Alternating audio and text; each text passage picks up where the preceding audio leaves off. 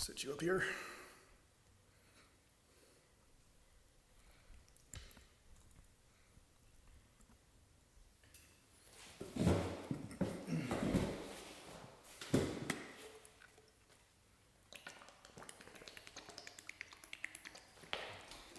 Sup, Gandalf? How you doing, buddy? I got my little laptop in front of me here too, so I can manage all this stuff. I feel like a high-tech wizard right now. Hey, Adam, how you doing? Let me just see here.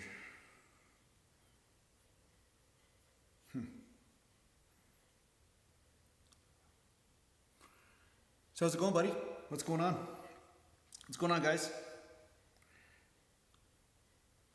I'm just basically just trying to get the link here so I could share it somewhere else.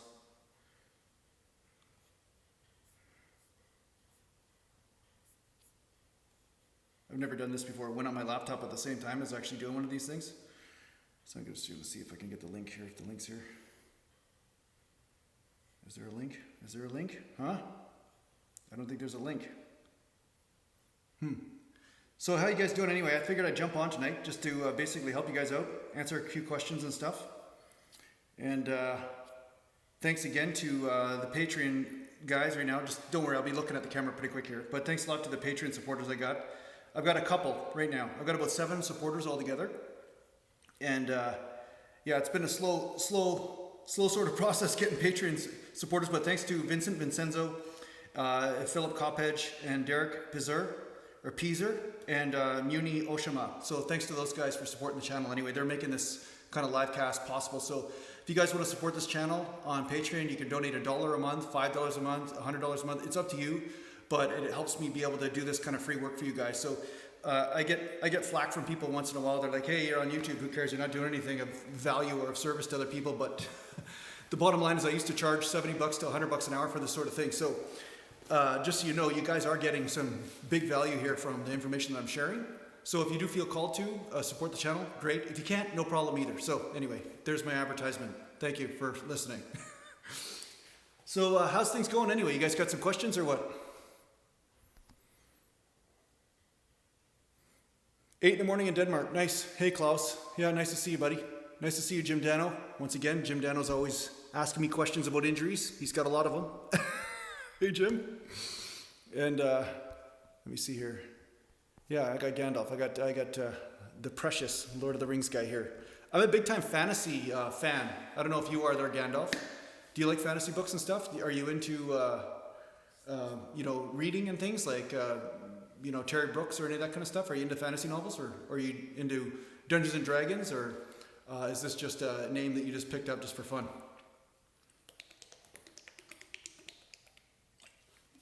These are branched chain amino acids if you guys want to know. So I just finished working out here. Broken down ex-footballer. Jim, you know what? Just so you know, Jim, I'm gonna do something for you right now. I'm gonna tell you right now, don't lose hope, Jim, because I got a dislocating shoulder here and a slap tear here from a hit in hockey. I actually got my rotator cuff torn. I got this one torn on the top and the bottom, but I can still train through it. So it's amazing to me how the body is. The body is just like a bag of symptoms, but it doesn't mean those symptoms can't change over time. And the body does heal, right? It's just that there's this general feeling among the population that the body can't heal from certain things. And I say BS because some of you guys ask me how I can live in this house that I have or whatever, and what do I do for work? Well, my wife is a world-renowned energetic healer, along with meditation teacher and enlightenment coach and all this sort of thing. And I've seen her do some pretty amazing things, which is what brought me to her in the first place, because I had all these injuries and stuff. And I'm like, I started playing hockey. Hockey was what gave me the injuries, okay? It wasn't actually weight training, funny enough. It was like all the shit that I did outside the gym, the velocity, right? The velocity momentum. But anyway, I went to see her, and then I started to see that some symptoms that I had in the body that I thought were absolute disasters, just all of a sudden gone, just like that. All of a sudden a shift in thinking, a shift in how you process your own emotional stuff or stress that goes through your emotional center, and then the physical body starts to follow. But the problem is most people are so stuck here with the point of view, and they're so stuck here with how they feel, that they don't actually have fluidity in there. They're like, I have an opinion about something and I feel this way about something, and they can't let that go. And then the body also will be just as rigid. and then it gets injured. Hey, buddy, my cat just jumped up on me. He's agreeing. See, look at this puppy. Look at this big guy. Hey, look at this guy. Hey, look at him. Yeah. See, he's not having the branch chains, but boy, I don't know what he's been eating. I think he's been finding mice or bats or something, but man, that guy always finds something to eat. So anyway, Jim, just back on this topic. I know it sounds really weird, but 10 years ago, I met the limitation of the physical body, and then I went on the search to the energetic and say, okay, how does this relate with bodybuilding? And you guys know I'm a natural, drug-free bodybuilder, but I wanted to know, okay, this is the limit that I could take my natural body to. Now, why is it that I read books like Autobiography of a Yogi, or you see certain energetic healers that can do miracle healing, or you see Qigong masters that could do certain amazing sort of things that are beyond what we think is possible? And I started asking that question. I started researching this sort of thing and started doing certain practices. Now, none of this stuff happens overnight, but some pretty magical stuff can happen when you meet the right person and they do the right type of healing on you, or they shift your energetic system in a certain way. So how's it going there, Stuart? Hey. So so don't lose hope. I mean, I know that there's different levels of energetic healers out there. There's some that are just, the Reiki kind of beginners out there. But there are other ones that are just very advanced, like my wife, that she can do, stuff that's beyond what most people think is possible. So yeah, this is something you could try. If you don't want to do surgery, you could try working with a healer in that capacity and start researching that whole world right there, because you're more than just physical matter. You're more than this skin and water. There's another thing that's directing that. There's a consciousness or an intelligence in here that made it manifest in this sort of way. So if you can update the app, update the information going through the body, then there can be some subtle shifts or major shifts that happen in the structure. Yeah. So yeah, Jim, it's like I got some mantras and things on my other website, jasongalant.ca, you could look at. Some of them have to do with healing. There's this one Sanskrit mantra that goes Om Shri Dhanvandre Namaha, and it actually helps you find the right healing method for your certain affliction. And I have that on my other YouTube channel. So I haven't done a lot of updates on that YouTube channel lately, but those resources are there. And energy is energy, right? It's not about religion or anything. I just throw all that shit out the door. But science is just basically, how does the universe work? So when you start to realize that sound or, there are certain energetic baggages that you carry around, kind of like viruses, certain stress, and you're saying, oh, that's who I am, that's how I feel, but it actually feels like shit. There's certain levels of this that every human being has, right? And it's kind of like a person that's thirsty, but they don't know they're thirsty because they never drank water. And it's kind of like that. There's subtle suffering or subtle different energetic signatures that you carry around all the time that do affect your health and affect your healing. So yeah. So how to make muscle mass while cutting? Don't cut too extreme. That's how you do it. Right? Don't crash diet. Most people think that, there's cutting phase and it's hardcore cutting. And, okay, so Kenneth CW, what's your opinion on YouTube effing up some fitness YouTuber? What do you mean by that? I don't understand what you mean. So, okay, so I'll finish Hammock here, or Harnick, sorry, the name is really small, the print, so Mr. Singh there, man. Anyway, basically what you want to do is you want to eat to feed the muscles, carbs and protein, lower fat for a lot of people, okay? And you can go higher fat. I've talked about this a million times, so trust me, you can go into my other videos and watch. I actually did a video, how to lose fat and gain muscle at the same time. So go watch that if you really want to know. I talk about a lot of different things in there. I talk about how to eat as a natural bodybuilder. Watch that video too. So I'm going to give you the Cole's Notes version on this. Basically, eat carbs and protein, gain muscle. As you gain a muscle, then you're going to gain a metabolism, and then you'll lose body fat automatically. And then at some point, you might want to fine-tune that and cut back on the energy calories a little bit. But if you cut back too extreme or too fast, you will lose muscle. So you want to basically eat enough to maintain the muscle, right? But not so much that you're gaining fat. So just a tiny bit. So it's like you're skimming the surface all the time. So when you're skimming that surface, that's why you will lose body fat and then you won't lose muscle. So it's a trick. If you do it too extreme, you'll lose muscle mass. So that's why bodybuilders don't diet just for 2 weeks. They diet for like 12 to 16 to sometimes 20 weeks before a bodybuilding show because they're trying to skim the body fat off while maintaining as much muscle as possible. The reason why they do this is because that way they can lose their 15 pounds or 20 pounds, but over a longer period of time. They're not trying to crash diet. So don't believe any of these crash diets. These crash diets are just for obese people or people that are extremely overweight and they just want to lose weight at any cost. They're not worried about preserving muscle mass because guess what? They don't really have any. So it's a totally different scenario. So yeah, losing weight is different than losing body fat. Let's put it that way. And there's a lot of weight loss stuff out there, but you don't want a weight loss. Like anybody can lose muscle. I just don't eat for 2 weeks and I'll lose body weight. But losing body weight is stupid because if you lose your metabolism and you lose your ability to, not only look good, I mean, because that's one thing that bodybuilders look at is like, what do I look like? But if you lose the body mass that is lean body mass, like the muscle mass, you'll start to look like crap too. So you're just gonna be small fat rather than, big fat. So it's really not much of a step up, right?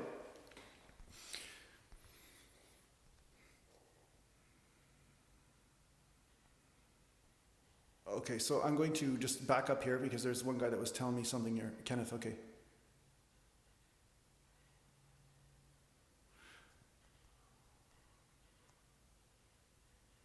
Kevin Cortez, I'm back to disagree with you. Thanks, buddy. Hey, at least you're back anyway. You know what? I'd rather have a friend to talk to than people just tell me to F off, so that's good. So YouTube, okay, so Kenneth CW saying YouTube is demonetizing some fitness channels like Lou Marco, Nick Strength, and Power and Hodge Twins. I don't know why they'd be demonetizing. I don't know. So what's my opinion on YouTube doing this? I don't know why YouTube would be doing that. I haven't heard anything about it. It's not happening to me. But the thing is, some YouTube channels, they talk about, maybe it might be because of their new policies when it comes down to controversial type stuff. So if you're talking about certain controversial subjects, which the Hodge Twins do for shock value sometimes, and some of the other ones might be also taking content from other YouTube channels. So I'm very careful about that. Like I do, if I take content from a YouTube channel just to comment, I just do it for a few seconds. I just comment on something, but I don't take it as my entire channel and then just, put a voiceover over it and stuff. I actually use my own footage for everything and I use my own music. So yeah, YouTube is more strict now when it comes down to controversial subjects because they're a little bit too hypersensitive when it comes down to the sponsors not wanting to support them, which is ironically, it's just so stupid, honestly, if you ask me, because like YouTube, right? Like say YouTube puts an advertisement for some company on a video that is controversial. And some of the news channels on YouTube right now, they're doing news, right? They do the news like, some sort of disaster happening somewhere or something like that. And then there's ads that pop up, right? And then YouTube is like, oh, that's too controversial, so we don't want to offend our sponsors. But meanwhile, these same effing sponsors are sponsoring CNN. And CNN is covering like the worst possible things. So I don't understand it. I don't quite get it, So I think there's a certain amount of just, I think bargaining. I think these people are just trying to take advantage of YouTube. I think a lot of these big companies are just trying to basically get a cheap deal on advertising and take advantage of the YouTube creators, which is why I don't depend on the monetization from YouTube because it's so low anyway. It's absolutely, like it's insulting actually the amount of money you make from views on YouTube. But the thing is, that's why I have to sell my own training programs or have people like you support me on Patreon. So if you guys are guided to do that, please do so.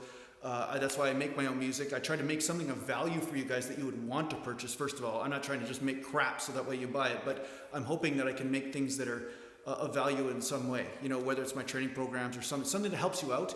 And then from there, that will support the channel. And that way I can continue to do this creative endeavor called YouTube. So, but yeah, Kenneth, that's right. Yeah, anything to do with anything controversial now on YouTube, it's like they're trying to make it like Disney, so they'll try to demonetize and stuff like that. But like I said, I don't rely on the monetization because honestly, if you guys know, I mean, most of you guys don't know, but for 100,000 views, a channel will make anywhere from $100 to $200.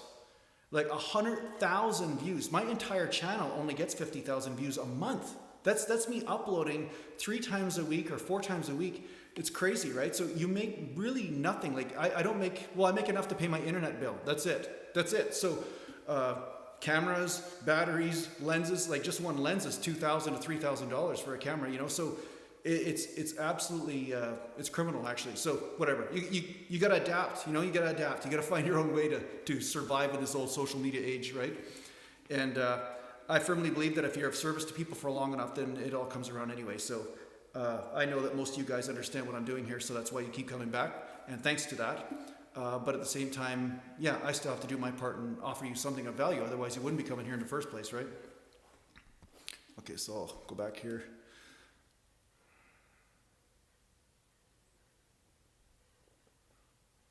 A Patreon. Okay, how do you find that? Okay, so Jim Dano, down below, there's a link to Patreon. Okay, and it's also on my website. At my website, I have support this channel or support my work. If you go to naturalbodybuilding.com, support my work, there's actually a button there you can click and it'll take you right to the Patreon page, so you can go through that if you want. But down below this video, if you go into the description, there is a Patreon link, so you can go there.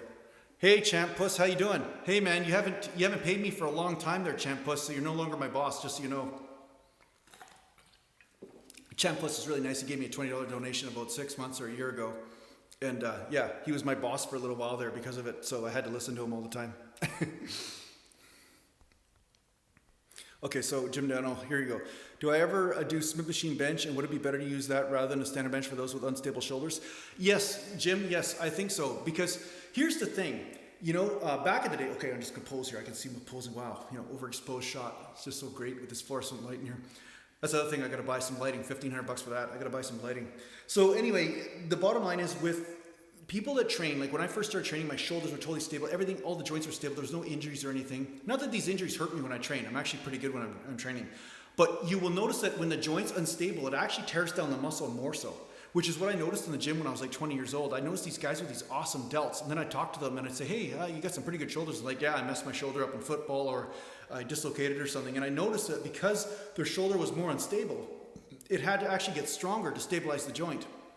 So the whole premise of doing free weights is that the free weights are unstable, and so that way they cause more muscular damage in some way, right?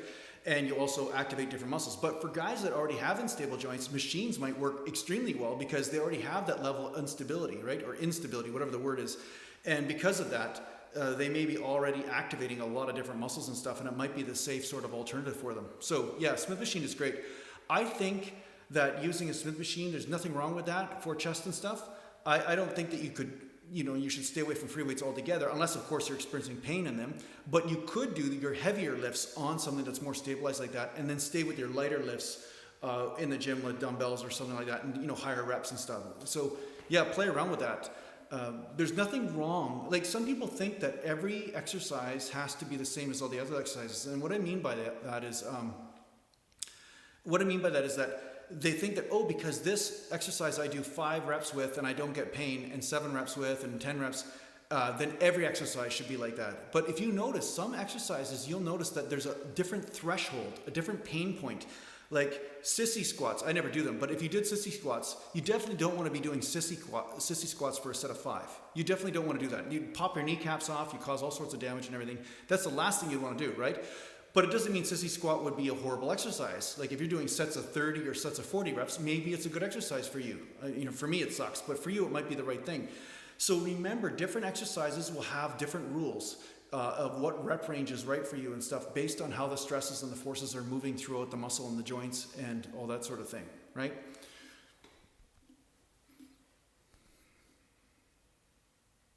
Let me see who else.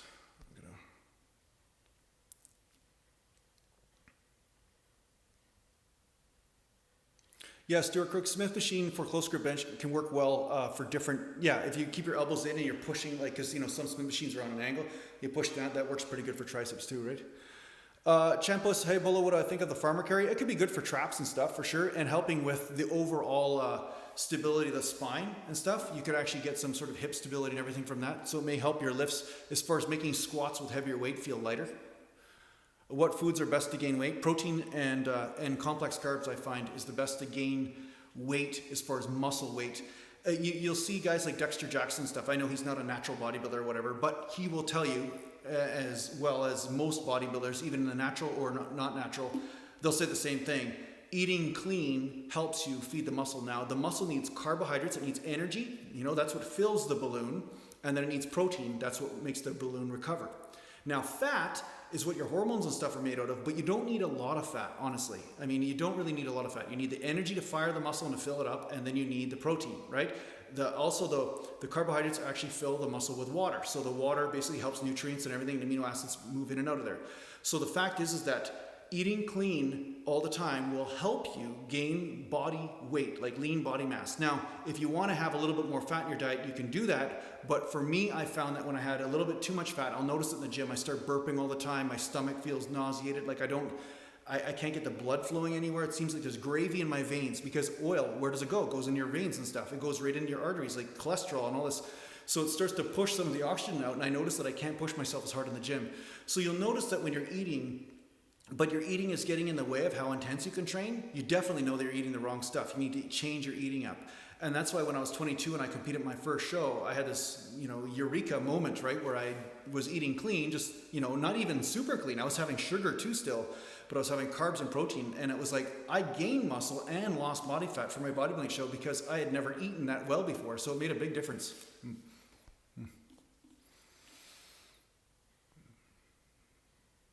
Yeah, it's about 0.8 grams per pound of body weight, their ASDFG or whatever.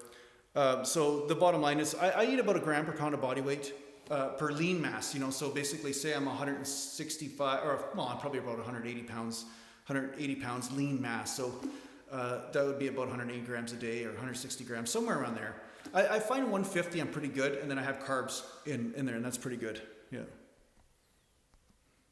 But it's, it's not going to kill you if you're up a few grams or down, it's okay.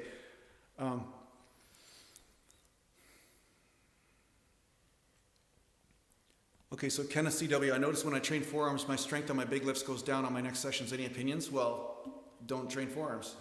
That's about it, man. I mean, if you're training forearms, if you can't hold on to the weight, that's just logic, isn't it? Yeah. It's, Bobby, it's still smoky outside, but not quite. We had more wind today, so it blew a lot of the smoke away and stuff. So we're expecting a little bit of rain maybe in the next few days. Hopefully that comes. So we're going to see hopefully that clears everything up, so the weather will be much nicer and stuff. So okay, so ASDFG. Yeah, everybody asked me about my neck. They're like, hey, did you train your neck? What's going on with your neck and all this? I never trained my neck my whole life, honestly. But I did train a lot of, lateral raises, a lot of bent over lateral raises, a lot of bent over rows, pulling. You see how the shoulders go back like this? You see what happens to the neck? You see that? That works the neck, that works the traps. And I've been starting to do some heavy shrugs lately and stuff, and I'm noticing like getting more sore and stuff in there, so I'm getting some different development in there right now, and I'm doing heavy bent over rows. I'm trying to stick to 315, and I'm going to try to move my way up, and that seems to be working pretty good for really building the traps in between the shoulder blades and stuff. So I'm trying to push myself there. The reason why I wasn't going heavy for a long time in that realm was because I never brought wrist straps with me to the gym, and honestly my forearm strength cannot keep up with my back strength. So anything over 225, my grip starts to give out long before my back does, so I have to use wrist straps once I get up into those heavier weights, right? Because I'm not going to use alternating grip either. So I've seen guys do this with their grip. That's the worst thing you can do, I think, because you'll get a bicep tear on this side, because you're pulling with this, and then sometimes you might pull with your bicep the wrong way or something. It can cause some problems, right? Also twists you around. So then, you can alternate back and forth if you want, like this, each set, but I find that doesn't necessarily, it makes you pull kind of sideways. I don't really like that.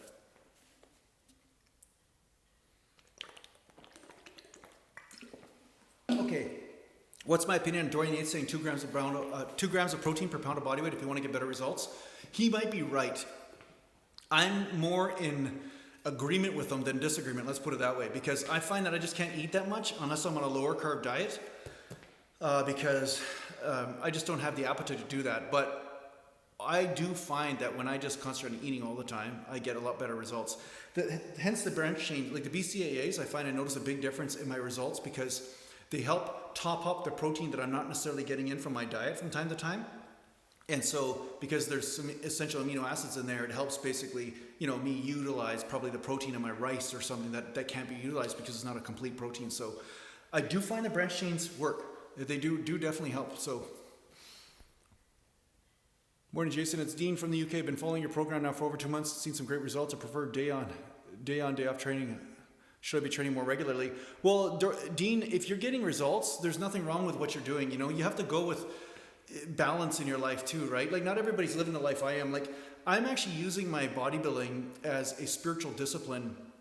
I'm just trying to master the physical body through weights. It's almost like a meditative practice for me to consistently go beyond the limitation of the physical body to try to find out what it is that I can do with this body. It doesn't matter whether I'm 20, 30 or 40. I want to push against that limitation and to break through it. But listen to the stimulus at the same time, so I'm not hurting myself. You know what I'm saying? So it's basically like this dance that I'm basically waving with, and then I'm using this YouTube channel to sustain this whole experiment that I'm doing. And not everybody does that. Some people are doing 60, 70 hours a week doing engineering or whatever it is they're doing. And, they just don't have the time to train all the time. But do I think you can get better results from training more than 3 days a week? I think so. There's some guys out there that just hate me for saying that. But most of them have never achieved what I did. And most of them have never been at the national level in natural bodybuilding or the pro level. Most of them are guys that are on Instagram or something posing because they got an ab vein or something like that. And they do nice creative shadowing in Photoshop, but they're not necessarily achieving the highest degree of development.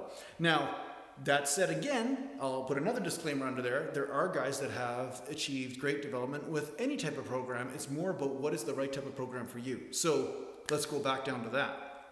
If you're getting results, if you're noticing that you're steadily increasing, you're getting better all the time, and if it's not broken, don't fix it.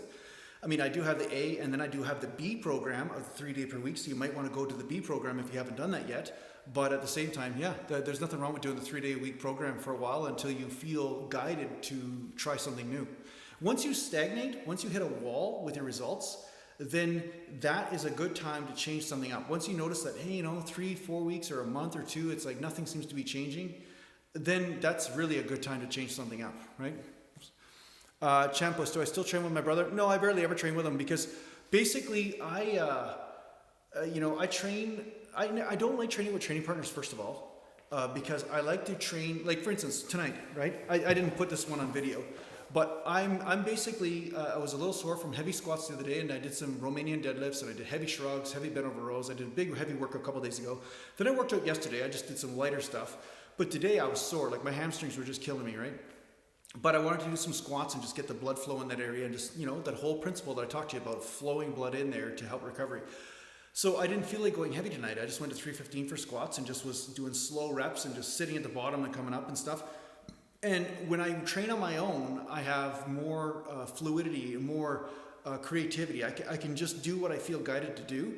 But when I train with somebody else, a lot of times they're like, hey, let's do this. Hey, let's do that. Let's do this. And sometimes it just doesn't feel like the right thing for me to do, so I don't want to do it, right? And when you've been guiding people as long as I have, sometimes it's nice to just train on your own. Now, I don't need to guide Jamie doing anything. He knows what he's doing, obviously. But at the same time, he also lives about an hour away from me now because I moved. And at the same time, he's busy doing his thing and whatever. So, we don't really get too much. Skip LaCour, what are my thoughts on him? I don't really know him.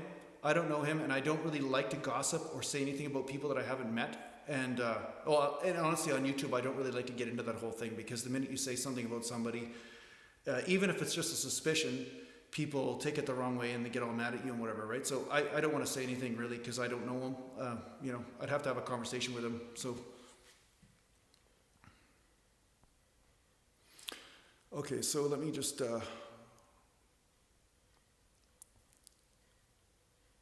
Okay, so Mark M, do I drink egg whites? And if you do, how does it make you feel? I don't really like eggs that much. I'm not saying eggs are bad. I like the taste of egg whites, but I find eggs sit in my stomach funny. They don't necessarily digest that well for me. So I don't know whether my body has a sensitivity to them or something, but I don't really like eggs. I'm good with chicken. I'm good with steak. That's the main thing that I eat. And then I'll eat tuna, like sushi and stuff, and salmon and whatever.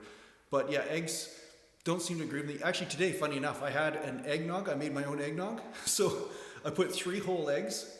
And I put some goat milk, because it was just so hot here. I just wanted something that was kind of, good. And I put some sweetener in there, some stevia, and I ground it up, and I put some vanilla extract. It tasted pretty good. But man, that crap just sat in my stomach for like an hour and a half, and I was just like, my God, it's like, no, it just doesn't feel too good. So it just is too much fat. The fat's not necessarily bad, but it just, the way my body responds to eggs doesn't seem to like it. Yeah, my mom is the same way. She doesn't respond too well to eggs too, so it might be a genetic thing. My contest weight, dehydrated after dehydration and everything, was 189. And I was 5'8", so.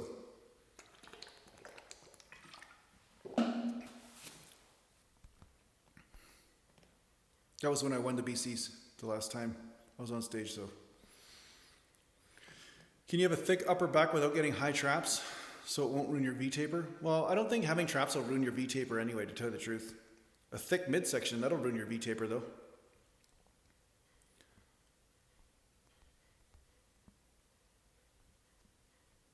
Yeah, Landon, he asking me, I'm not a samurai, man. I'm not a samurai. I don't know if I know this, Landon. I might know this, Landon.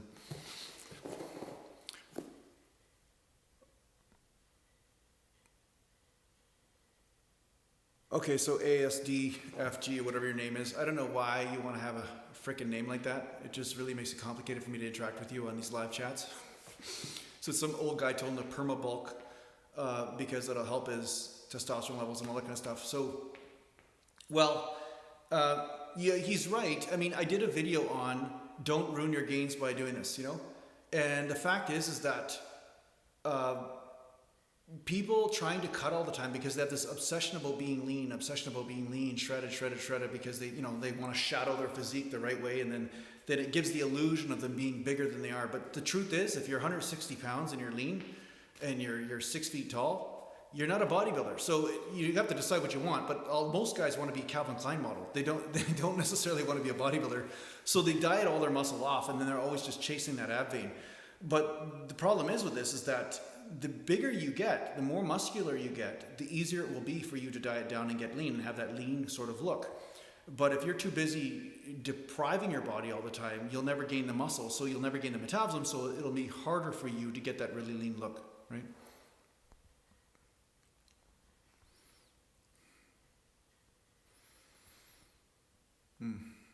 You know what, Kevin Cortez, what do I think of a 6-month bulk, 2-month cut cycle sort of thing? I would say you're better off never bulking ever in your life. And you're better off never cutting. You're better off just feeding your body what it needs to put on muscle and not put on too much body fat. So you can watch yourself week to week, right? I talk about this in every video. So, I mean, I'm hoping you guys will take a look at my other videos because what happens is that when you feed the muscles constantly and keep growing the muscles, not the fat stores. Some guys, they turn into sumo wrestlers and then they say, oh, gee, look at me, look how bulked up I am. You look like shit, you know? You're not a bodybuilder at that point. And at the same time, all you're doing is just swinging the fat rolls around in order to lift the weight. But it doesn't mean that your muscles actually lifting the weight, right? You see it guys all the time. So I have nothing against, you know, people that want to be at any body fat level. That's up to them. But if you want to be a bodybuilder, the whole point is to put on muscle. So putting on muscle means you have to feed the muscle, not deprive it. So if you deprive the muscle all the time of food because you're trying to get lean all the time, you're going to never put on muscle and never gain the metabolism. So I don't believe in bulking and I don't believe in cutting unless, of course, you have a reason to do it.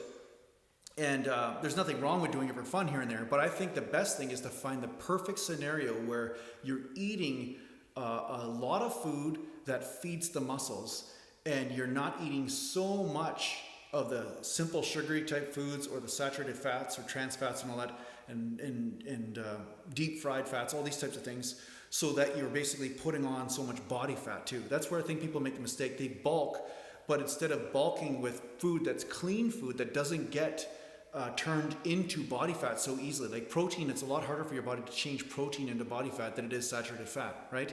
So you can eat a lot more of that clean food and that will cause you to gain more muscle and you're not going to put on the body fat, right? So I think you need to find that. That's the most important thing, is to find those foods and eat a lot of them. And then if you notice that you're putting on body fat, well then lower the glycemic index of the foods. You know, go from white rice to brown rice, or go from brown rice to yams instead of, you know, and do that. But that is going to help you put on muscle way faster and maintain it and lose body fat at the same time.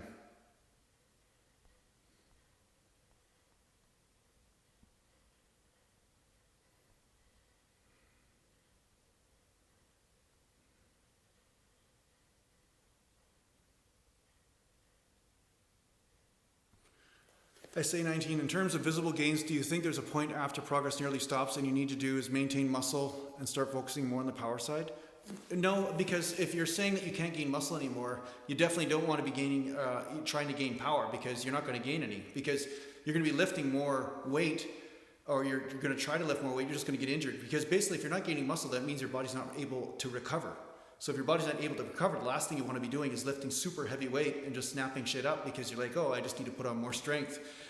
Strength and muscle do go hand in hand. It's just that a lot of people put on strength without putting on muscle at first, and they say, oh, they're totally not related. Well, no, they are related. It's just that one focuses more on the nervous system, but at some point it does put on muscle, right? Because you get more coordinated and that gives you more strength. So basically it's not really more strength. It's basically you're able to fire the muscles you do have and perfectly control the groove. Then you can lift more weight. When you're lifting more weight over a period of time, then you gain more muscle. But if you're saying that, yeah, you can't gain any more muscle, if you ever get to that point, then yeah, you probably wouldn't be focusing on power either. It's not like you get 80-year-olds just focusing nothing on power, right? I mean, straining themselves with 4 reps or something like that. But should you still weight train to maintain muscle? Yeah, of course. But I don't really think that the limits are as strict as people think. And I think there are a lot of other factors involved in why people don't gain muscle. It's not just age, you know. Some people say, oh, it's just because I've been training so long and just age or whatever. You know, there are a lot of other factors that build up in a body, right, that play a role, whether it's, you know, genetic, or whether it's the toxins from the environment, or whether it's injuries, or, you know, these types of things. And yeah, there's a point of diminishing return. Once you get to a certain strength level, you just can't keep on going up. Like I should be lifting 1 million pounds right now if you just kept on going up like this, you know, from the first year your strength gains, and, you know, and every year you gain like that. I mean, I'd be lifting 1 million pounds. I'd be like a titan, right? So the fact is that yeah, the gains are less as you get older and as you go along this path and become more advanced. It's just like a martial artist, though. It's just like any athlete. To get that extra 1% performance, you have to work twice as hard, right? Chuck James Freak Fitness. I do have a video on that, on cardio. How to do cardio to lose body fat and stuff. But I find cardio is counterproductive for muscle growth if it's too intense. That's the thing.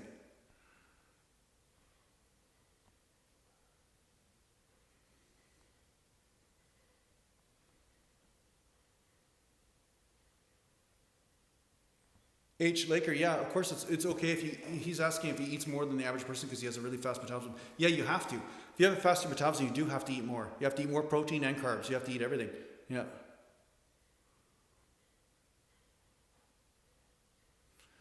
Kevin Cortez, I'm going to tell you right now, fucking throw calories out the door.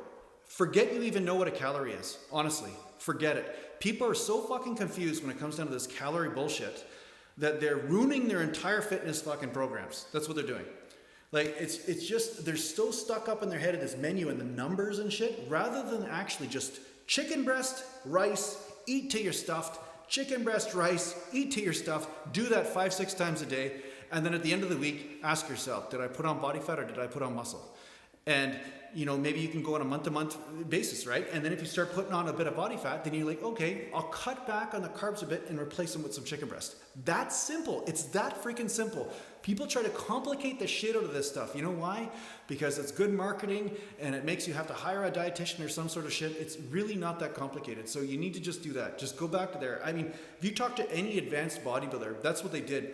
You know, when it comes down to getting cut for a contest, the reason why they count the calories and everything is because they want to know what happens so they can reproduce it over and over again for the next contest. But that doesn't mean that's the only way. I never counted any of my calories for any of my contests, right? I just watched my body and see how it's responding, right? So that's it.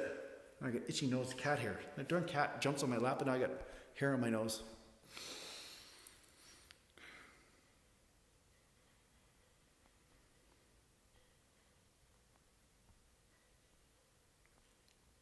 Yeah, Alexei Niemela, is it harder to build muscle as a teenager? No, it's much easier to build muscle as a teenager. But sometimes the problem is that being a teenager, you know, you usually are filled with unrealistic expectations based on stupidity and being naive. You know, I was filled with them. I used to look at muscle and fitness magazines and look at Rich Gaspari and Lee Haney and these guys when I was like 15 years old. And, you know, the Mr. Olympias at the time and stuff, and think, oh, these guys are natural. And I'm like, I can achieve their physique in 5 years, 6 years, you know, but of course, reality sets in, right? So the problem is that a lot of times people have unrealistic expectations. So they might be doing unbelievably great, but then they look at somebody else and then they compare and then they're like, oh, I'm doing so shitty. It's like, well, no, you're not actually doing shitty. You're doing fine. You just stay with it long term. As a natural bodybuilder, you have to be long term in this. It's not an overnight thing. It's not like, oh, shit, I want to look good by Friday. And, you know, or this wedding scenario where, you know, a bunch of these idiots, they're like, I just want to look good for my wedding and then, you know, let myself go to shit after that for the rest of my life, you know? 3 months from now, they're just dieting and eating and hardcore working out and then they just give up after that, right? Life's over. So, yeah, you got to get rid of that mentality. This is a long-term thing, right? Mr. Bong, I don't like the push-pull legs. I never really liked that split, to tell you the truth. And Mr. Bong, if you want to know what my favorite workout split is, it's the 2-day split on my website, naturalglambodybuilding.com. I have 2-day splits, A, B, and C program. The D program will be up this week. And there's some programs on there, and that's my favorite split. That's the favorite way to train. And then sometimes I'll throw some whole body workouts in there from time to time.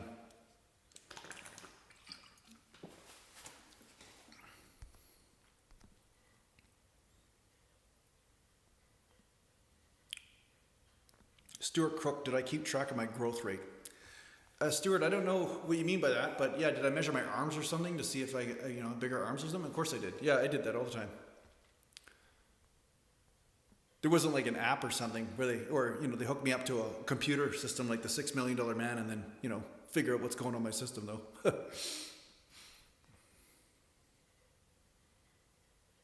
See you, Bobby. Have a good one.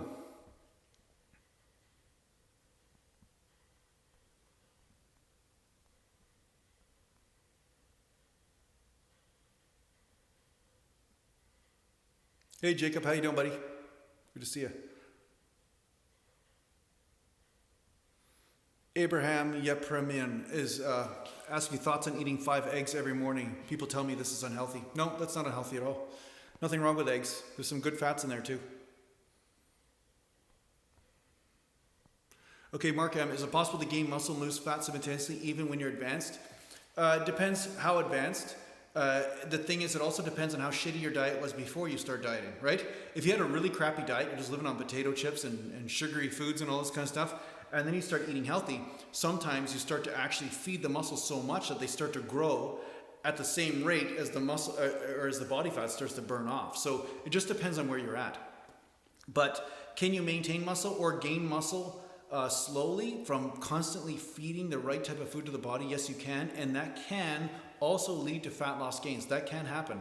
I think people should simplify and feed the body what it needs to grow muscle and train hard, and that is what you need to do. And then from there, you will naturally start to get leaner. That just will naturally happen over a longer period of time, and that will be easier for you to maintain. That's the trick, rather than just yo-yo dieting up and down, right? No, Stuart Cook, did I see how much my biceps increased per month? No, I never marked that down or put it in a graph or anything like that. I just knew that if I keep training hard, then this is what happens. And sometimes I noticed that certain exercises would cause different results in the body if I really concentrated on them for a period of time. But all I did was train hard, kept focusing on getting stronger with every rep range that I was doing. And if you get stronger with your rep range, say you're doing 50-pound dumbbells for a set of 20 reps, and you used to do 40-pound dumbbells for 40 reps, I guarantee you're going to put on muscle mass. It's that easy. It's that simple. It really is that simple. You don't have to get the pie charts out. You don't have to start doing high-end calculus equations to find out, exactly where you're at. You're not a computer system in that way, You just train, increase the strength, and you will notice a better pump and a better feeling from certain exercises. You will notice just from the feeling in the muscles that you're getting bigger. See, here's the thing. The feeling in the body is before, that comes before the size gains. Like I feel much better right now, but I've been training a lot, eating branched chain amino acids, and also having protein and carbs 4 or 5 times a day. And this is basically been shown to me through better pumps and better feelings in the muscle. As I'm walking around, I can feel the muscles are there. And that is always preemptive. I guess preemptive is the right word. Preemptive, or before, it comes before, or pre-gates or whatever. It comes before the muscle mass gains. So that's exactly what you do. You start to get tuned into this feeling, right? You start to follow that feeling, and that feeling will lead you to greater gains, right? So you don't need to always go, cause and effect. Like when I throw a ball, at first I might need to see it land on the grass to see where it's going to go. But at some point I know the feeling of throwing, and then I can assume or at least estimate where that ball's going to land. That's kind of how it works.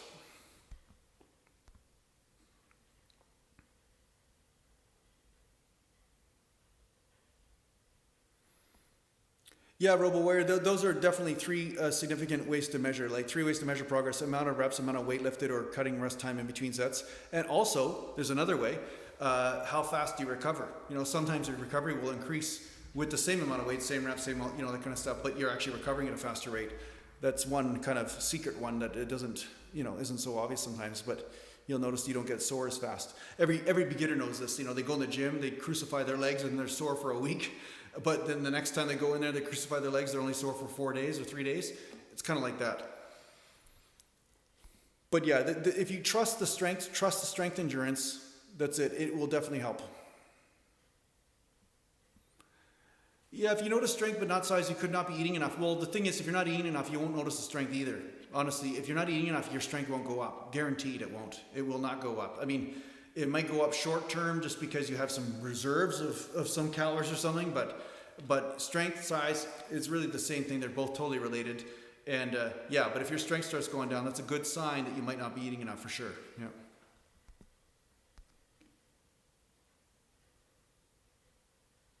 Yeah, that could be it there, Stuart. You might have to eat more. It's amazing how much you need to eat if you want to put on muscle. So many people think that they can feed their body like a 4-cylinder engine, right? So say you're putting enough gas in your car for a 4-cylinder, but you're not putting enough gas in your car for an 8-cylinder. Well, it would be stupid to upgrade to an 8-cylinder. And your body thinks this way. It says, I'm not going to put on muscle unless I know there's enough food to feed and support that new muscle mass. So yeah, you do have to eat quite a bit, right? It's not like just eat a couple bags of potato chips and then, hey, just train, it doesn't work, right? Yeah, nutrition is definitely at least half, if not 80% of it.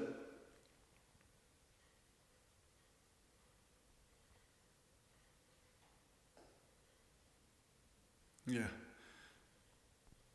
Yeah, Bruce Lee used to do the same workout, but try to do it faster. Yeah, that's right.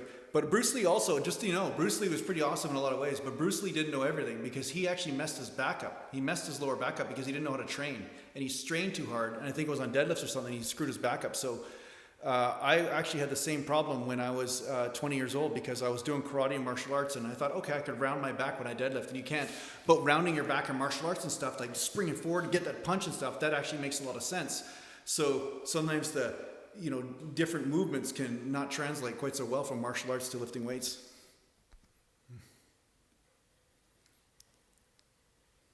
What's up there, bad screen name? How you doing? Nathan Harvey. I've been training for 30 years almost there. Yeah, pretty much 30 years there, Nathan. And when did I do the Exercise Magazine photo shoot? That was back in 1998. I did that one.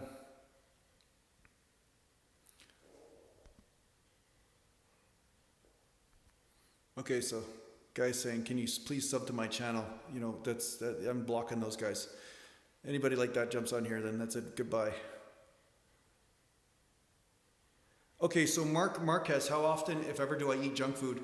I had some ice cream yesterday, and I had some ice cream about 4 days before that. So yeah, I have junk food here and there. It's not like I look at it as bad, but I try to eat clean most of the time because I notice my energy levels are totally different and much better. So when I have ice cream, it's only because it was so freaking hot. I'm just trying to cool the hell down, because it's so hot here.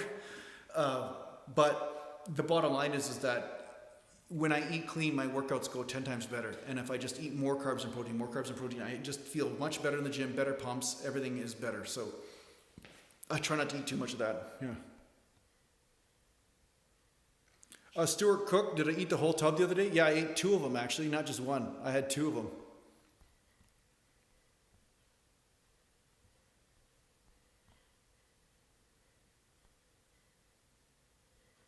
Stuart Cook, do you find eating as a chore? Here's the thing. Eating can be a chore, especially when you're not dieting right. Like if I eat too much, Kevin Cordes, do I do incline bench? Hey, Kevin. Okay, I'm going to give you some homework now. Okay, you're asking me a question that you should know. Even my last video, a couple videos, like just watch my videos. Go back. You go right now, Kevin. You go right now. You watch my workout vlogs because this is a question you shouldn't be asking. Shouldn't be asking that. You should already know. So this means you're just trying to use me for information on the live chat. Go watch a video. I put it all in there, so you'll see what I'm doing. So, okay. Let's see here.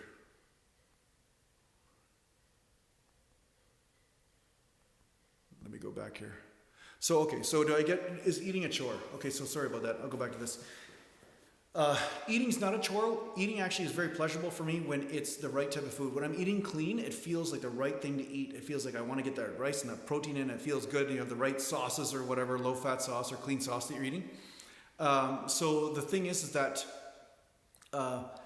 Yeah, eating can be a chore though if you start eating the wrong foods and then you're all stuffed and you feel bloated all the time and then you're trying to eat the clean foods and stuff them in with the crappy foods, then it can be a really big chore because you're like, wow, I just don't feel like eating. But you really, like my body anyway, I when I'm eating clean, I'm craving food every 2 to 3 hours. Like that happens just naturally.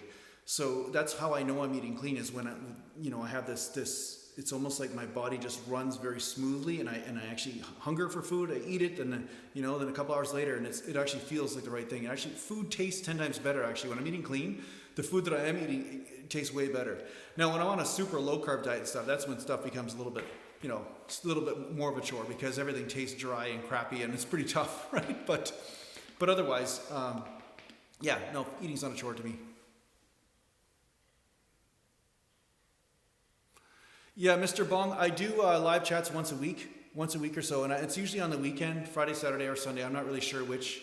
This is kind of like a thank you I'm giving to the subscribers and stuff. At some point, though, they will be only available to my Patreon supporters on Patreon. And as I'm building that base up of people supporting the channel, then that's what I'll be doing. The live chats will only be for them, right? Because they're supporting the channel. So, but I'll be here for now anyway. Once a week or something like that, I'll be on the live chats.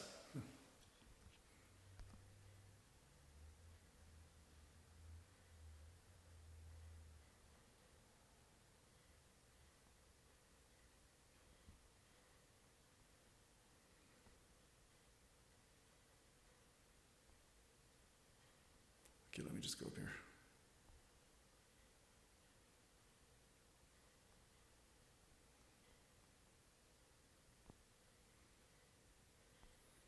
Sorry, I'm just going through the comments here just to make sure. Okay. Philip de Monk is saying, do you use fast carbs or sugars during or post-workout, or should I use a whey shake? Do you believe in the window of opportunity of 30 minutes just after workout? Yeah, I believe in the window of opportunity of eating after workout for sure. I think that you do want to fill up as fast as possible, but it's not like an emergency. I think some people get a little bit too stupid about that. Okay, authentic gaming. Sorry, I just got to take care of this guy here. What are you talking about, pedophile, or what are you talking about there, authentic gaming? Huh? Elaborate, what are you saying here?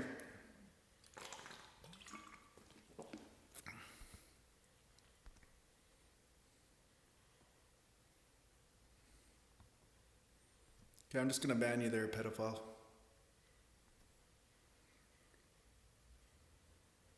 Okay. Okay. H. Laker, is pre-workout unnatural? No, if it's branched chain amino acids and stuff, they're not unnatural. See, the difference between a natural bodybuilder and an unnatural, a natural bodybuilder doesn't use drugs or hormones, okay?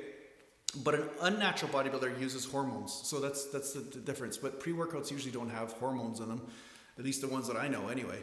It's not legal, first of all, but second of all, they have usually like different amino acids and stuff that's already found in food, right? That's natural. If stuff's found in your food already, it's natural. It's classified as natural mainly, that's it. That's generally speaking what the definition is. Why are you here? You're a gamer. Well, because I like games too, man. I like games too. I actually don't have a PlayStation or anything right now, but Marquez, I don't know anything about the FS training or whatever. I don't need it, first of all, because I've already achieved everything. So if you want to learn from me, great, but I'm not here to give you opinions on other people's crap. So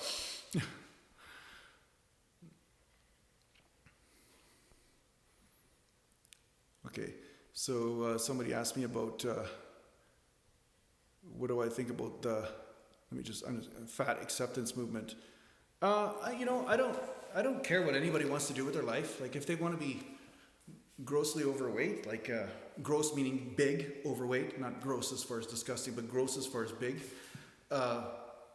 Well, whatever. I mean, they can do what they want, but the thing is, people have to be realists, right? But there's a certain lack of logic. There's a lot of children walking around right now in the world, a lot of children, and what I mean by that is that people think there's no consequence for things. They want to live a life without consequence, but the thing is that everything has a cause and effect. Everything is, if you have to pay the piper. So if you're doing this one thing and then you're getting this result, then you have to decide.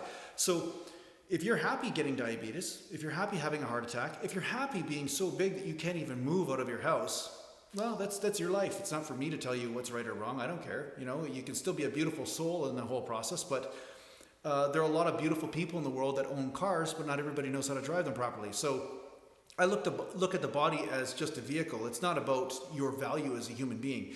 So I had one guy that was here, he was actually in Vancouver, and I told him, hey, come out and visit and stuff. He goes, oh, I can't even bench press 225 for one. I feel, embarrassed coming to see you. I'm like, I don't care about that shit. Like, whether you can lift weight or whether you're in shape or whether you got lean or not, I don't care about that. You still have value as a human being. It's just that this is a fun sort of hobby that is something that has some great benefits. There's a lot of benefits to lifting weights and to exercise and to watching what you eat.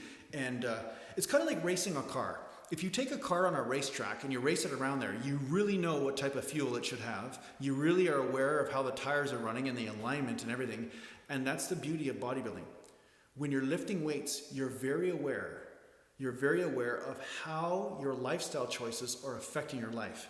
So if you go out on a drinking binge and then try to train the next morning, you can see very clearly that the alcohol is not helping your health. You're not able to perform at the same level. You're not able to function or feel good, all these things. So bodybuilding can help you keep your life on track if you stay in the natural bodybuilding, that is.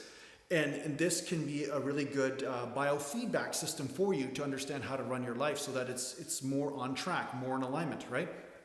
But yeah, some people out there, they want to just have no repercussion. They want to live their life and they want to smoke, they want to drink, they want to do drugs, they want to do anything they want and suppress all their emotions and do all these things, and they want no consequence. But we all know that eventually the consequence comes.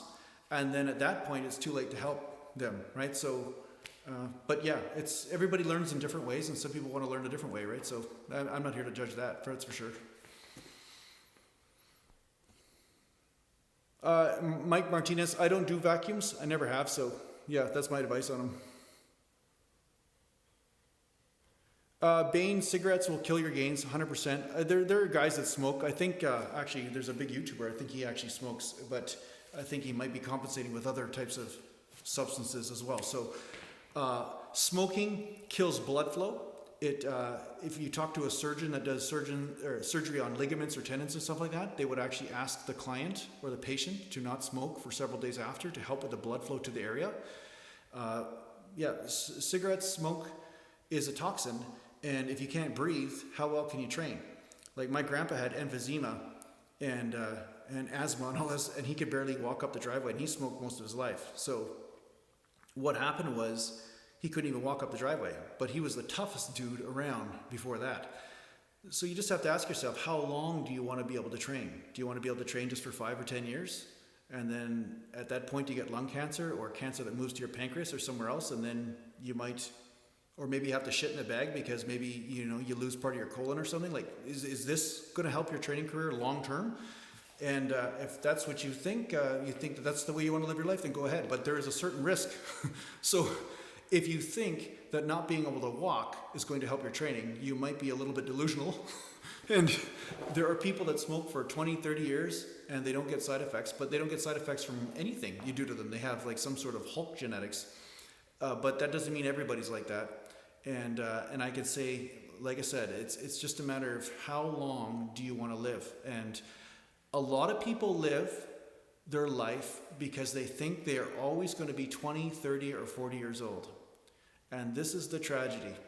And a lot of the healing practice that my wife deals with, and some of the people that come to me, they're in their 50s, and now they're starting to feel the repercussion of some of the choices they made in their life. And they are bad. Some of the situations these people are in are horrible.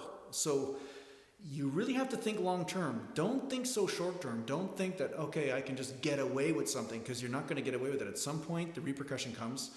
And I am surprised that anybody in this day and age would still choose to smoke. I don't understand why they would. I don't get it. I mean, it shows that there's a certain lack of self-love going on. And you need to address that. So I'm not saying you're not a good guy, or maybe you're just as special as the next person, but you're abusing yourself, that's for sure. And I don't think that it's going to help your gains. Yeah, so sorry you got the lecture along with the whole thing, but the bottom line is, Dorian, okay, H. Laker, Dorian Yates said weed is okay, but it's not. It's not okay.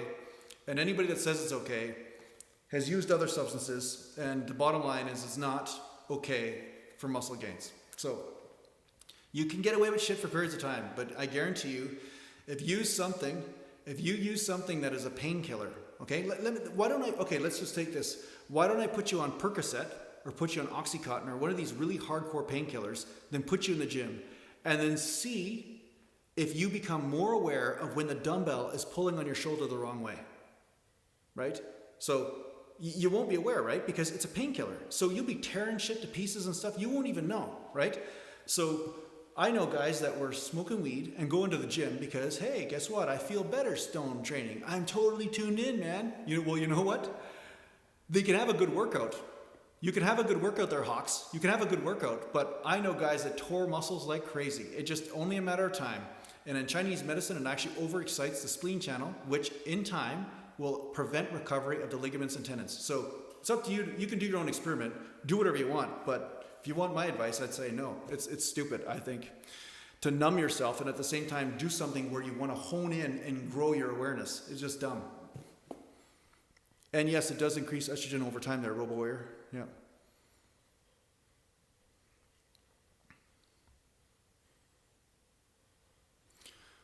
Mark Marquez, yeah, I don't do any direct forearm work. I just grip weights, and that is all I needed to do to grow forearms. But some people have, different genetics, right? So you might have to do some forearm work if you want to grow forearms specifically. But I'm thinking gripping heavy weights should be enough. But again, it will depend on your insertions and all this kind of stuff. So if you're not getting any sort of forearm stuff, then you're going to have to do some wrist curl type stuff. The wrist curls, the forward and the back. The reverse and the front.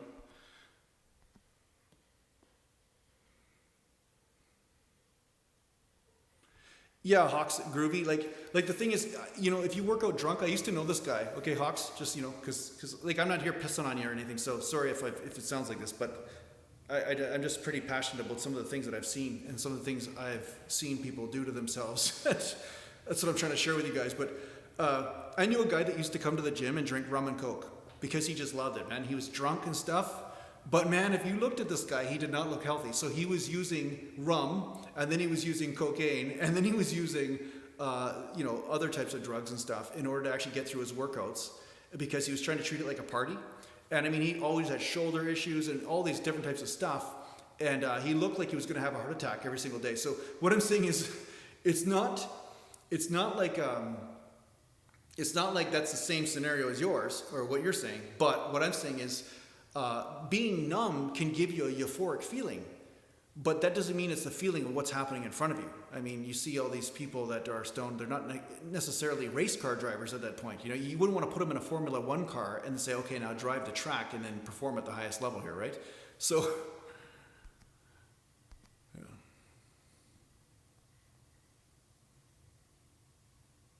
one Talaman, does pineapples have too much sugar for post-carbs? No. No, you can eat that. That's fine. Champus, yeah, I do like to sleep a lot, for sure. I like to have a nap, or I sleep, 8 or 9 hours a night. Yeah.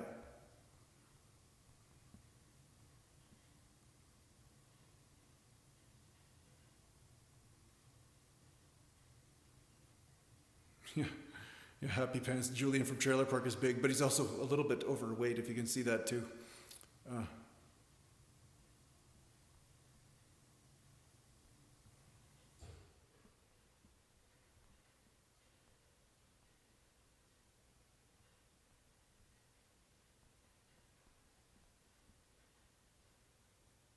Okay, so Alexi,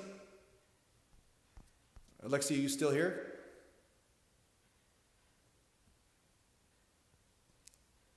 No, probably not. Okay. So, okay.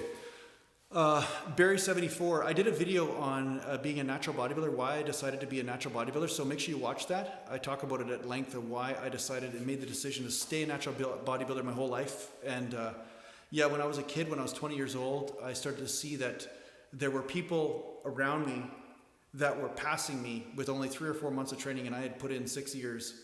And within 3 months of training, they looked better than me. They were leaner, they were bigger, stronger, all that kind of stuff. So the thing is that at that point, I think any sane person that really wanted to achieve something in the fitness industry would say, oh, gee, maybe there's something to this.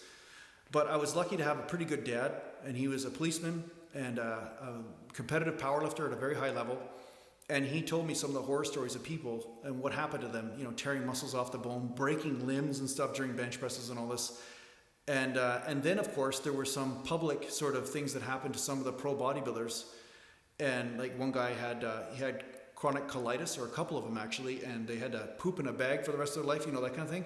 And I'm like, man, there's no way I want to risk that. I am not risking that type of health problem. And second of all, as I watched some of the guys that were cheating, okay, you could say, whatever, I noticed that they get gains for a period of time, but then when they stopped doing whatever it is they were doing, then they lost a lot of their gains. And I was like, what the hell's the point of that? What's the hell point of doing something, risking your health, and then losing what you got? So I said to myself, well, geez, I want to train till I'm 70 or 80 years old. I want to continue to train. I want to keep my gains as much as possible. So that's it. I said I want to stay as a natural bodybuilder. I don't want to be dependent on some sort of substance. I want me to be the source of my gains, right? I want me to be the source of everything that I gained and the knowledge that I created and discovered. But yeah, so the logic of what these guys were doing to themselves just was lost on me. I thought it was short-sighted, let's put it that way.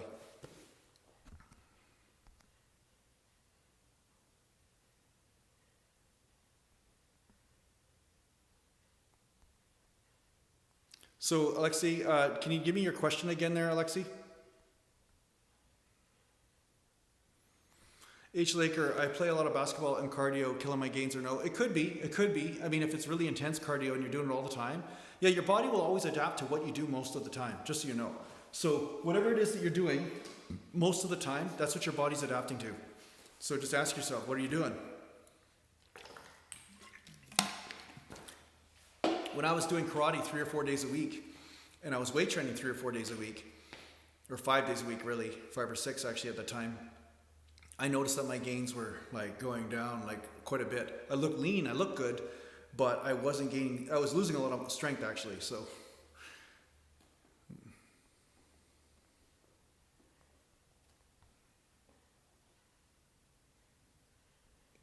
Okay, so Alexia, I'm still waiting for your question again, okay?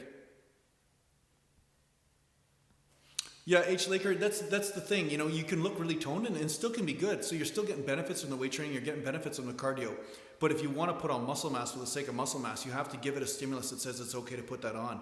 But if you're running all the time, jumping, running, jumping, doing all this intense cardio, the body will say, well, geez, putting on extra muscle is not going to be an efficient way to get better at that jumping and running. Marquez, did I find that I hit harder in karate because of the weight training? Yeah, I did. I did hit a lot harder. Yeah, I did hit a lot harder. But it wasn't just that. Most of your power comes from coordination. Let's put it that way. Okay, so I'm not saying bodybuilders automatically hit harder. Some of them aren't coordinated. They throw like girls and whatever. You know what I'm saying? Actually, I should take that statement back, because some girls right now, there's one girl in my gym, like she's a mutant as far as how strong she is and stuff. So I take it back. Throwing like a girl is not a bad thing. Okay, they throw like something that is not coordinated, okay? But what I'm saying is coordination is the most important. So, okay, so I'm getting Alexi here because he's getting all pissy at me. Okay, Alexi, you got to give me $100 now because I'm paying attention to you, okay? Are you happy? So, okay, how often should I change the exercise, or should I change the exercise variation? I don't know, when you get bored of it, I think. I think that there's no real set rule on when you should change an exercise variation. I'm guessing you're thinking about incline, like a different angle of incline or flat or something. I'd say for every 3 or 4 workouts, I like to change something up on a certain exercise. So sometimes, like for a while there, I was doing Smith machine inclines quite a bit. I did like 3 or 4 workouts in a row like that. And then I went to flat bench, and then I went to incline dumbbell, and I went back and forth. So sometimes I just go on feel. Like sometimes certain exercises just hit a certain area, and I feel like that area needs to get pumped, and you'll notice that different variations will actually feed that. So Champ Puss, why are you saying I will not say? You guys already know I'm 43, so it's not like a big secret. I just like messing with people in the comments sometimes because it's just a stupid question. Sometimes like guys are like, people are like, hey, what kind of toilet paper do you use? And stuff. So I don't know. I just find some of the questions are just not relevant, so some people ask me like, what color's your hair? It's like, well, you can see, right? So anyway, but the bottom line is variation. Yeah, just don't be afraid to variate, to change things up here and there from different angles. And when you do this, you'll actually notice that you get a pump in different areas and a burn in different areas. And yeah, follow the feeling. I did a video on this, follow the feeling, right? If you follow the feeling, that will teach you and help you gain more. If you're getting a really good pump or a feel in a certain area and you're hitting that area that you find is lacking, like flat or something, over time you'll notice that if you keep getting that feeling in that area, that muscle growth will follow.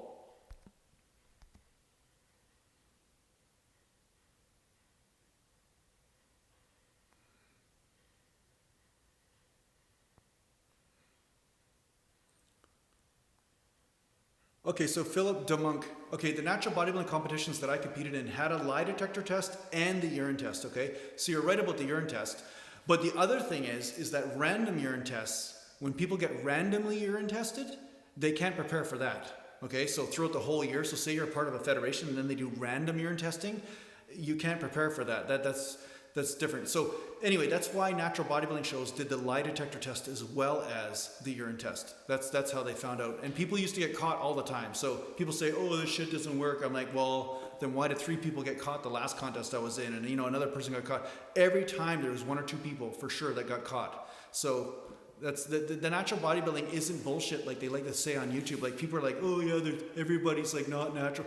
It's like, no, it's just you got a bunch of drug addicts out there trying to be enabled into their pattern, and it makes them feel better about themselves if everybody else is not natural too, right? So that's why they're saying this shit. But there are a lot of real natural bodybuilders out there that look great, look unbelievable. You wouldn't even believe it when you see them.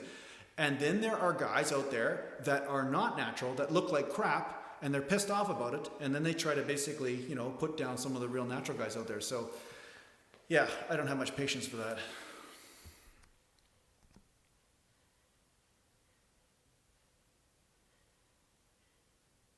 Yeah, Barry74, you definitely do have to be a dickhead to compete in a natural division while doing something. Yeah, for sure. Okay, 1, 2, 3, 4, 5, 6. Do I believe in that different races can have a predisposition to be bigger and more athletic? Yes, there is a general. I believe there's some studies that were done. My brother told me about them a long time ago. This is a long time ago when I was a kid. But yeah, certain races have a different blend of more fast twitch fibers in certain areas and slow twitch and all this kind of stuff. And sometimes, as a general rule, you'll see different levels of calf development, right? And faster runners usually have smaller calves than bigger calves because it's more weight at the end of the fulcrum to have to, change the momentum of. So yeah, there are certain predispositions of different races that will have different genetic tendencies for sure.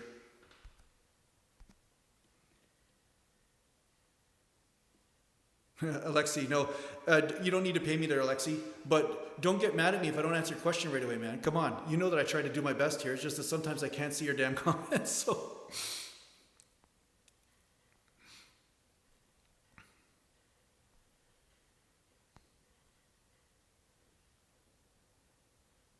Have I noticed a pattern in which foods give me a better pump or does not matter much? I find yams and chicken gives me a good pump, and I find that a lot of brown rice and white rice with meat is good. I find that those are good. Breads, not so much. I find bread I get a little bit bogged down with. I don't necessarily digest that as well or fast, so that doesn't get in the system as well. Mark Marquez, I'm about 200 pounds. 200 pounds right now. Bad screen, muddy water coffee. Bad screen name saying muddy water coffee. Okay, saying something. So, okay. I heard pulling a rope attached to an immovable object in different techniques can increase high twitch fibers. Maybe if you strain on it a bit, but the thing is if you strain too hard, you might pull something. But yeah, I mean, maybe if you're straining on something and it's not moving, yeah, I think that might work. I haven't tried it myself, but yeah, that's possible.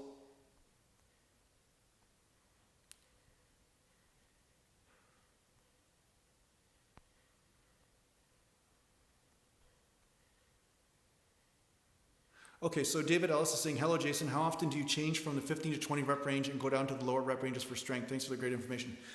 You're welcome. I do 15 to 20 reps, I'd say 12 reps or above most of the time. I'd say about 70 to 80% of the time I'm doing that. But there will be certain exercises, like say flat bench with barbell, where I will try to go a little bit heavier. I find bench press is not as hard on the entire body to go heavier in. Whereas with squats, if I go to 5 reps, I know that you could, or I could definitely tweak something in a 5 rep range if I'm not feeling perfectly in form that day, you know? So it depends on how many joints I'm bringing into the movement will depend on the rep ranges. So that's why I don't do the same type of rep ranges for every exercise. Different exercises will need different rep ranges.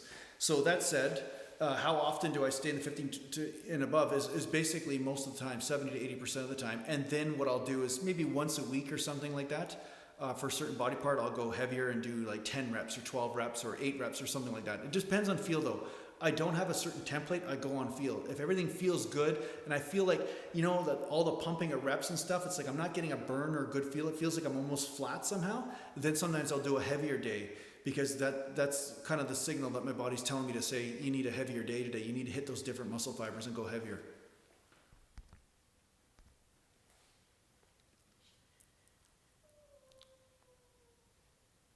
Okay, so Patrick L, do I bake my yams or microwave?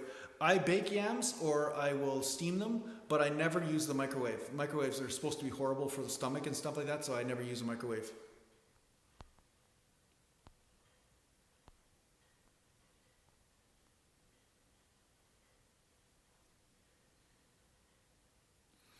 Yeah, Stuart Cook, it is easier to overtrain on squats. It's easier to overtrain on anything that includes a lot of lower back, hips, and the overall system, right? So you have to be more careful and more accountable. You have to be more impeccable to all these joints, right? Each vertebrae is a joint. You know, the 2 vertebrae together and the disc in between.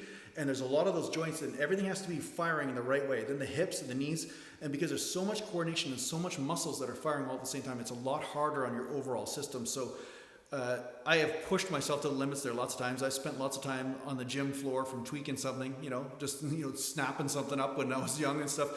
And most of the stuff, well, one time it came from hockey because I went into the boards head first and I actually hyperextended my spine. Then I went to the gym and squatted, and that wasn't a good idea to do at that time. So I learned a lot of these things the hard way, right? But the fact is that, yeah, you got to be more careful when you're using that kind of weight, right? You know, because, you know, when everything is balanced, and then if you basically, you know, all of a sudden twist funny or something like that, you could tweak something. So you have to make sure everything is perfect, right? How long will your body hold muscle if you don't work out? Instantaneously, within about 3 or 4 days, it'll start to lose some muscle, depending on how much you have, right? But that's the funny thing. A lot of people think that once they gain muscle, they keep it forever. No, it's your body is always adapting. So if you stop working out, stop eating, then your body just naturally starts to drop the muscle because it's saying, hey, I don't need it anymore. Let's drop it. Now, will you keep more of the muscle than you had before? Yeah, you will. Most likely you'll keep some, but you won't keep it all the time because your body doesn't want to maintain that because the environment is dictating what the body will do and what it looks like, right? So that's why you can see a pro athlete, and then when they're not a pro athlete anymore, they shrink down or they're not. It's because they're not training 2 hours a day. Like I train at least about an hour to an hour and a half a day, and I eat, and you know my concentration is around training. But I started really taking this stuff seriously more about a year and a half ago. So you can see, if you look back at my other videos, you can see how my physique has changed over this last year and a half, right? But that's because my priority changed. But if I stopped training as much, like before, I was really concentrating more on a meditation practice and everything like that, 5-6 years ago. And I started to lose some size because I wasn't concentrating on the eating as much. I wasn't concentrating on the training as much. I trained 3 or 4 days a week and then play some hockey and stuff. But I wasn't worried about maintaining muscle mass. So I had lost some. And that's why, because your body will follow the type of activity and the eating that you're giving it, right? And the sleep and stress and all that stuff. But yeah, so yeah, you basically lose the muscle. But the thing is, you do get muscle memory, so the muscles come back pretty easy,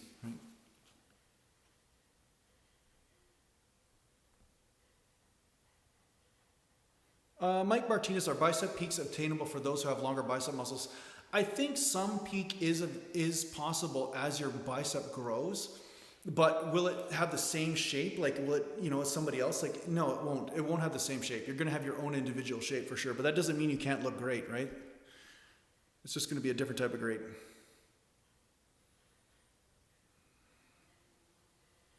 Do I think someone has less gain potential if they don't start weight training until their 30s?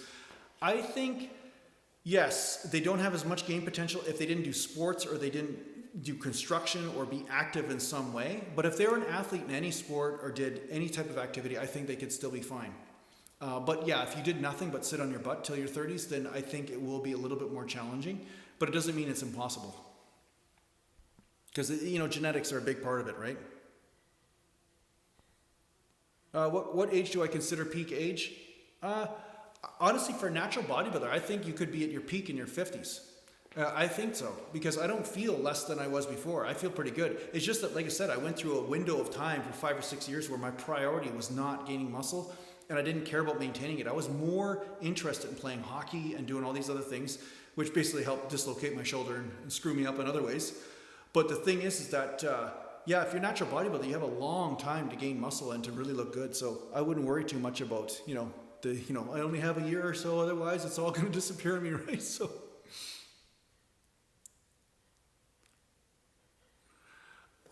Brendan Nickerson, per workout, do I concentrate on a single lift exercise and then add accessory work, or do I spend equal time on several exercises? I do both, actually. I go back and forth. Like the other day, I did this workout where I just concentrated on squats, and then I just did some really light stuff around that. And then other days I'll do, 3 or 4 sets. Like say tonight, I did a quick workout. I was sore and stuff, but I did just 3 sets of squats, 3 sets of shoulder press, and 3 sets of tricep extensions, right? So equal time, each thing, fast workout, but at the same time effective for keeping my body in the groove as I'm sore and continue to pump the blood in that area, right? And yeah, I do both. I go back and forth. But yeah, you'll see me do that with some of the heavy lifts, such as squats and stuff, or heavy bent over rows or trap work and stuff. Sometimes I'll concentrate mostly on those, and then I'll do some lighter work with the other exercises after. So yeah, I'll try to have one exercise where I go heavy, and then the other ones I can go a little bit lighter. I find side delts respond better to higher reps, or medium to higher reps for sure. If you go to, because it's an isolation exercise, and when you're doing isolation exercises, there's a lot of stress on certain areas, right? Because you don't have 2 joints to kind of make sure that they're safe, so it's easy to tear something or pull something. So you have to make sure that you're going a little bit higher reps with the isolation exercises. I think that's a better idea. For me, lateral raises, I hate the way I look when I do lateral raises because one shoulder pops up more than the other because of the labral tear, so it pisses me off every time. But at the same time, they do work well, yeah. But yeah, medium to higher reps. Any isolation exercise, I find medium to higher reps are better.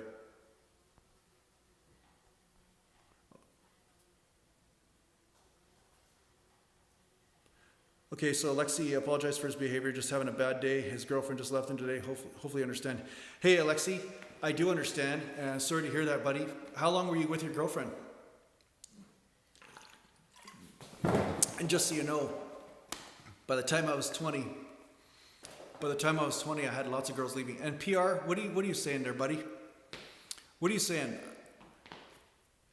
2 years. Oh, sorry to hear that, buddy. Yeah, that's hard. That's tough. But you know what? The thing is that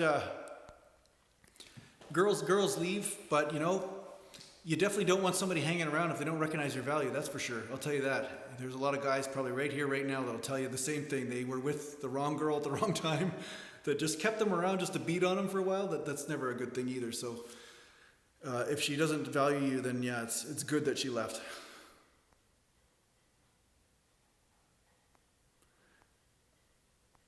Okay, so Kevin Cortez, have I tried hanging lateral raises for more stability?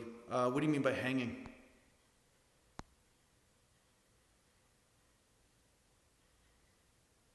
One, two, three, four, five, six. How do you make friends? Serious. Well, I'm not a person that has a lot of friends, so I have a few friends, but more than anything, you just talk to people. I find a lot of people are scared to talk to people because they're afraid of being rejected or afraid of being made fun of. But once you stop giving a shit about what people think of you and you follow your heart, you're like, I just like this person, or I feel like I just want to talk to them and just say, hey, how's it going? And you actually care about another human being. Some people are capable of receiving that. Some people are capable of receiving your help or your interaction. And other people, they're really shut down. They can't stand that crap, right? They don't like people talking to them. They don't really want any sort of interaction. Don't waste your time on those people. You can interact with them, but if they just give you the cold shoulder or the finger or whatever, then you just go your own way and don't judge yourself based on that. That's the most important thing. I think where a lot of people get caught up, especially young kids and young guys and whatever, they get caught up in people's opinion of them. And if you have somebody's opinion dominating you, but they don't care about you, then why are you caring about them? Why are you caring about their opinion? Their opinion doesn't matter and it's not relevant to you. So you have to basically interact and share your heart anyway, and there will be some special people along the way that are capable of receiving it, and then those people you keep around you. Those people you become friends with.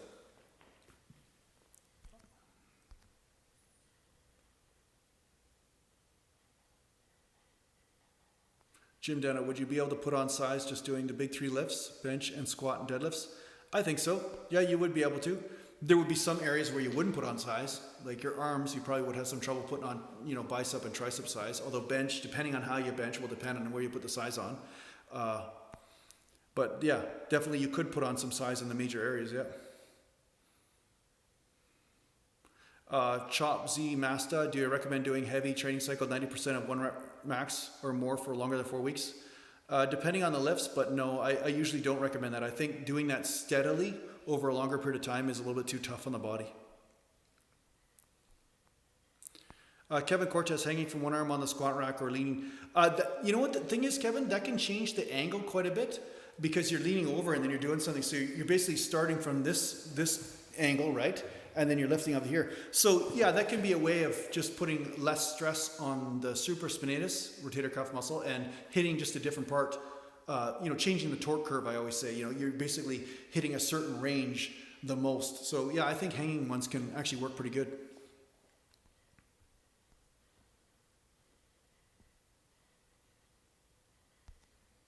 Okay, I got a crazy man here.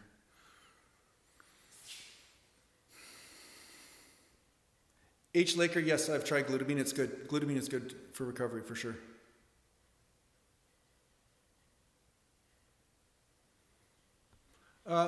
Brendan Nickerson, just eat as much as you want. Eat as much as you want, protein and carbs every meal, 5-6 times a day.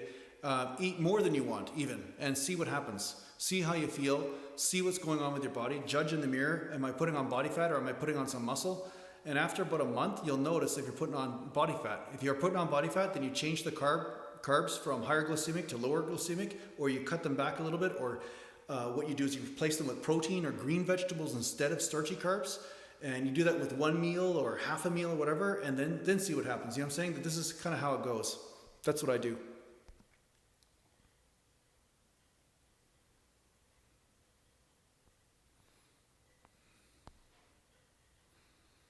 Yeah, one tall man. How often do I recommend a deload? I never do deloads, but if I was doing super heavy all the time, then yeah, you definitely have to. It's kind of like having a car accident every week. You definitely need to have a deload then.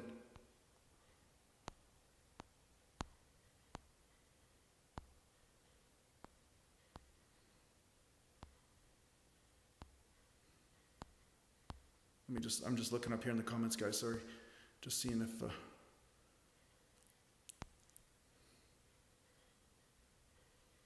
Okay, Steven Spearing. Over the years, have I seen many ectomorphs overcome poor genetics and put on significant muscle size? Yes, I have. I have seen some guys do it, but they had to really stuff their face all day long with food, carbs and protein, and train with a higher frequency, which is the opposite of what a lot of people out there are saying. They're saying, oh, a person's an ectomorph, that means they don't recover as well. Well, I think ectomorph is not necessarily saying whether they will recover good or not. Ectomorph can have different variations of ectomorph. Let's put it that way. One guy might recover well, one guy might not. It just depends why he's an ectomorph. But I found that ectomorphs usually have a higher blend of slow twitch fibers than fast twitch, and they recover better from the workouts and faster, but they can't lift as much with the lower rep ranges, but they can have like insane endurance. So for those guys, I recommend higher frequency type training, changing the rep ranges all up all over the place, and eating like crazy.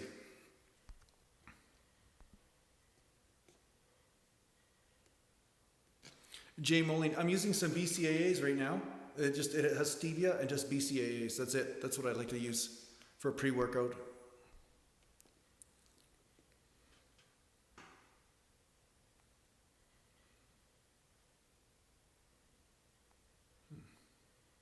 Okay, do I do a lot of stretching?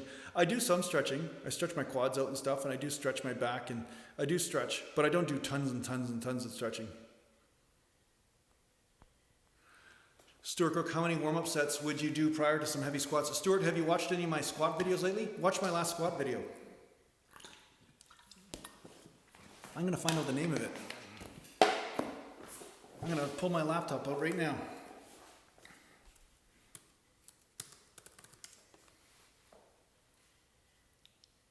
Okay, let me go here. I'll go to my video, and I'm going to find out. Okay, so my video was, can you lift heavy all the time? and I do, you know, my workout. I show you guys my workout, right? So let me see here. So actually you see,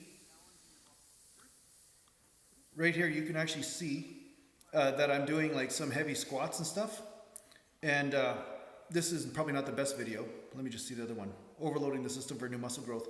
Yeah, you can see like in some of my latest videos, overloading the system for new muscle growth and stuff, you can see exactly how many sets I did. And I show you my warm-up sets. I show you my 135 warm-up set, my 225, my 315, then my 405. And sometimes I do 2 sets of 315 just to make sure the legs are warm. It depends on how I feel. If everything feels tight, then I might do an extra warm-up set. But if it doesn't feel tight, then I will, you know, go right into the heavy weight. It just depends on how I feel mostly. But yeah, I like to do 3 or 4 sets of warm-ups before I get into the heavier weight, right? Foam rolling is great, one tall man. Foam rolling is great because it helps get rid of those trigger points and stuff. Massage therapy is also great, so I would suggest that. How to gain more flexibility? Well, stretching is one way to gain more flexibility, Alexi.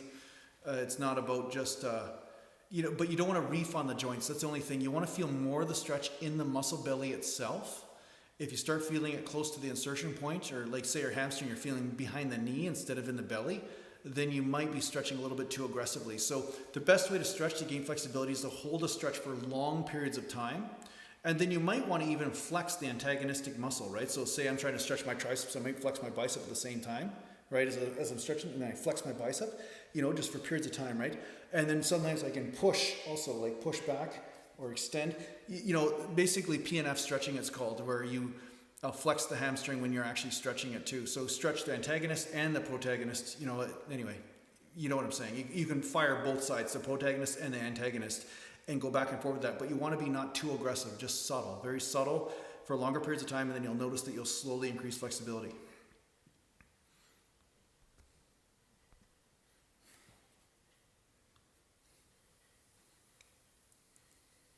Okay. So I'm going to watch here.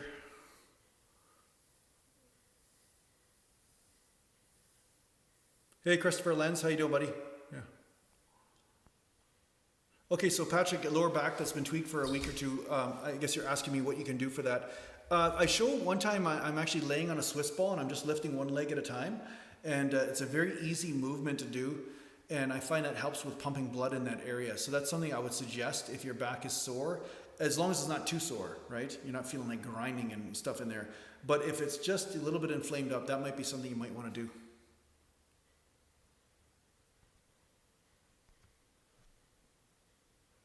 Okay.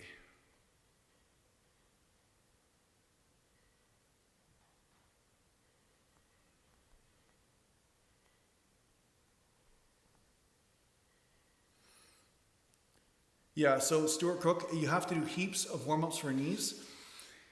Okay, if you have to do heaps of warm-ups for knees, and I'm not saying it's not normal to get tight, okay, it's pretty normal, but you'll watch some of the pro bodybuilders right now, and they'll do like massive amounts of leg extensions, and then they do the hack squats, and then they go to do squats and stuff, and then they all have knee wraps on and knee pain and all this, and they're like, oh my God, I'm so tight, my knees hurt.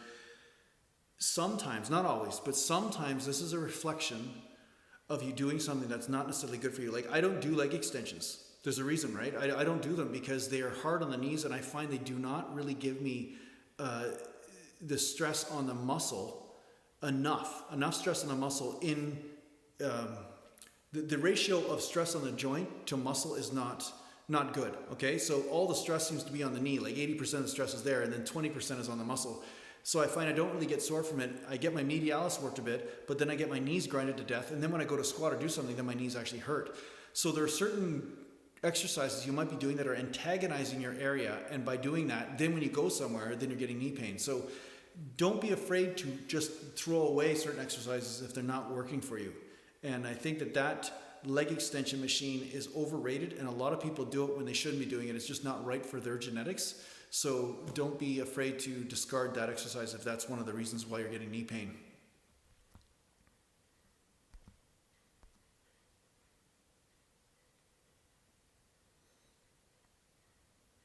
Cool. Okay, guys. So I think I've been on here for quite a bit now. So what I'm going to do is I'm going to take I have to go get something to eat anyway. But thanks a lot for watching. If you guys want to support this channel, just go to Patreon. I've got the link down below, Natural Glam Bodybuilding on Patreon there. And that would be great if you guys can support the channel. I've got some music on my website if you guys want to buy some of that. And I've got some workout programs on there too. So you can actually see the structures of how I put the reps and sets together and everything. So yeah, take a look at that. It's at naturalglambodybuilding.com. And thanks a lot for watching, guys. And I'll be on here again next week and stuff. And thanks, Bane. Nice to see you here. And thanks a lot for you guys coming on here too. And I really appreciate you tuning in. And it's great. There wasn't too many trolls on here tonight. So, hey, and Gary, how you doing, buddy? Thanks, buddy. So, all right, Inescapable Reality. Peace. Yeah, peace, guys. Thanks a lot for watching. Okay, I'll see you soon.